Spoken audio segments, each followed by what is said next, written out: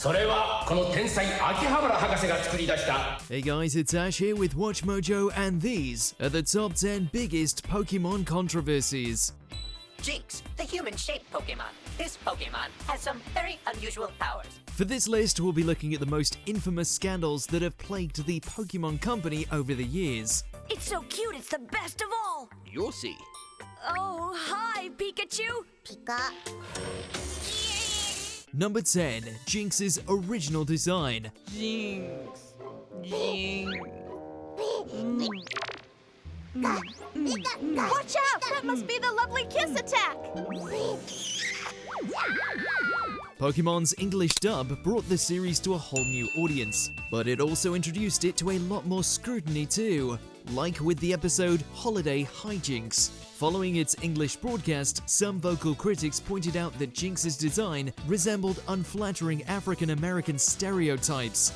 And all you Jinx better do exactly what we tell you to do, or Santa will be sorry. Jinx, Jinx, Jinx. The complaint gained enough momentum to warrant a full-on redesign, but the new purple color scheme extended way beyond a single episode of the anime. The Pokemon Company updated Jinx's look in the manga, the TCG, the video games, and just about everything in between. Since then, anything depicting the Pokemon's original color has been lost to time or outright banned.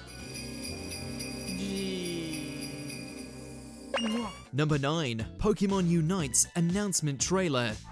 Ready? Go! At the end of a highly publicized Pokemon Presents livestream, viewers were told to tune in the following week for yet another announcement. Fans expected a remake, a sequel, or maybe even a new generation, but that wasn't the case. It was Pokemon Unite, a free-to-play game developed by a highly controversial Chinese company.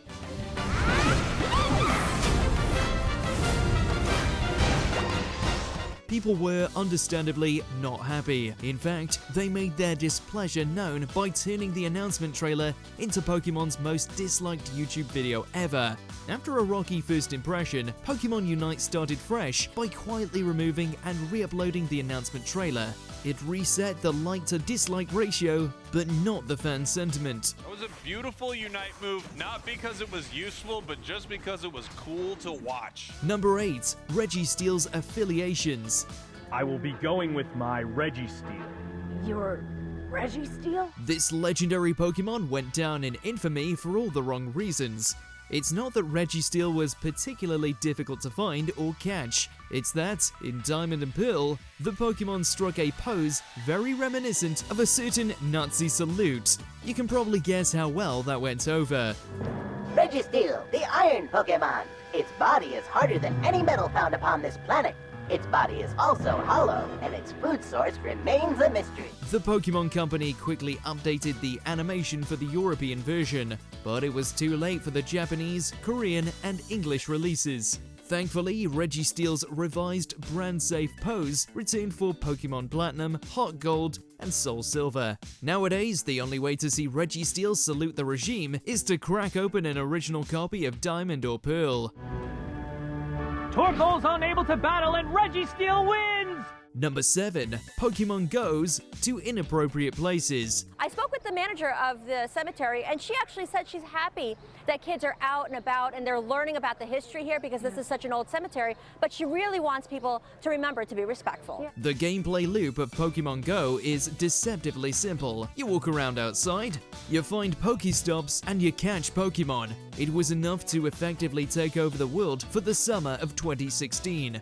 But there was a pretty big catch. Players were encouraged to visit Pokestops to collect necessary in-game items, but a few of them had been placed at extremely sensitive real-world locales, like, for example, Ground Zero and the National Holocaust Museum. The museum's communications director said he's trying to get the museum removed from the game.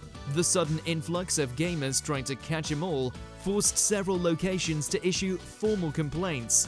Eventually, the app caught wind and promptly updated the areas to be Pokemon-free zones. And those with loved ones inside of Cadillac Memorial Gardens West are furious and very upset that this sign was up. Now, Number 6. Convicted narrator. Pikachu. That's a Pichu. They're known for their playfulness. If that's what you want to call it. On paper, a short about Pichu and Pikachu running through the city sounds as unproblematic as you can get. But that didn't stop it from getting the ban hammer in Japan. Ironically, it has nothing to do with Pichu or Pikachu at all. Instead, the blame lies on Japanese narrator Noriko Sakai. Too bad Pichu can't use electric attacks without shocking themselves. The idol was arrested and later convicted of drug possession in 2009. As part of the fallout, the Pokemon Company has refused to release the short ever again.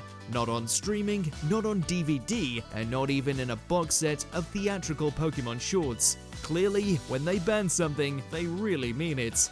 I think that's pretty special, don't you? Pikachu! Number 5. Dub recasts. Pokemon Emergency! In 2006, Pokemon's waning popularity led to a series of cost-cutting measures, most notably with the English dub of the anime. Partway through the Hoenn seasons, the original licensor, 4Kids Entertainment, was abruptly replaced with a cheaper localization studio. Since the classic voice actors were all still signed with 4Kids, they were ousted by new sound-alikes. Fans were outraged. We're talking letters, message boards, online petitions, and more. But it didn't change a thing. I don't believe it! Yeah, but it happened. The new cast debuted in The Mastermind of the Mirage Pokemon and stuck around for years after. If there's any justice, it's that some of the original actors have since returned to the series in smaller cameo roles. Well, that's it. No one talks like that and gets away with it. Number 4. The PETA Problem. And Pokemon Black version 2 and Pokemon White version 2 return to the Unova region 2 years later. It's no secret that Pokemon take design inspiration from real-world animals. Unfortunately, some organizations find the resemblance a bit too striking. Looking at you, Peter, they argue that stuffing Pokemon into balls and making them fight each other is an endorsement of animal cruelty.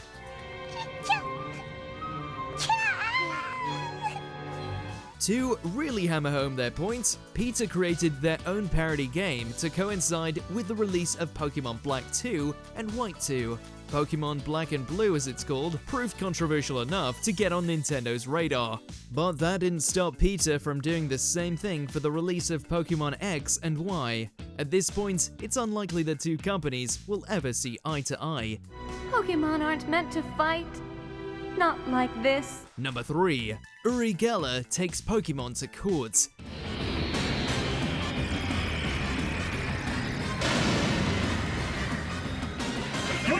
Kadabra is a Psychic-type Pokemon introduced in the first generation. Urigella is a renowned illusionist. Do you see any resemblance? Well, Gela did. So much so that he took Pokemon to court for stealing his likeness.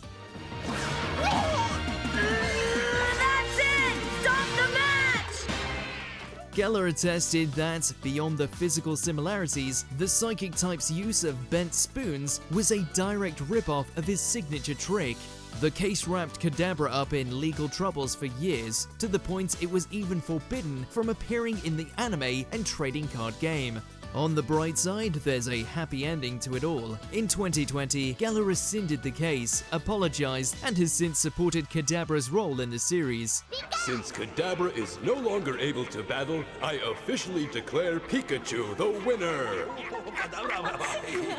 Number 2. Dexit.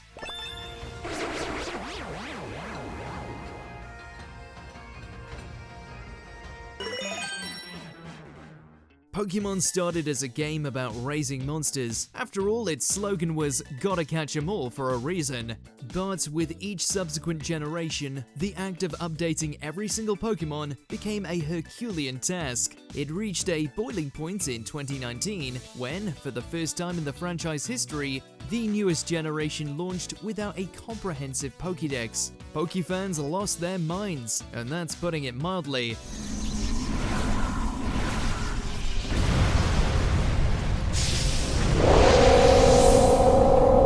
The infamous backlash, dubbed Dexit, overshadowed just about every second of Sword and Shield's launch. The fact that several cut Pokemon were later introduced as paid DLC only exacerbated matters. It didn't make many people happy. The Isle of Armor will launch by the end of June. Before we continue, be sure to subscribe to our channel and ring the bell to get notified about our latest videos. You have the option to be notified for occasional videos or all of them. If you're on your phone, make sure to go into your settings and switch on notifications. Number 1. The Porygon episode. ここはどこなんだ？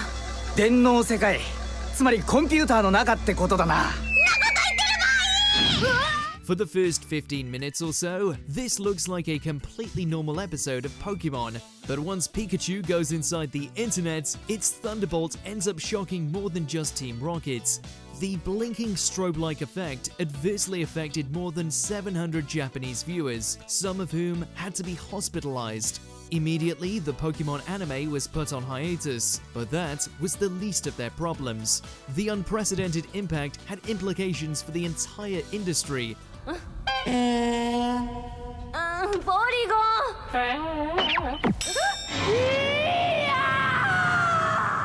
Using the now infamous Porygon episode as evidence, broadcasters wrote up entirely new guidelines on the use of blinking lights in television. As a result, Porygon's debut has never re-aired, and that's for the best.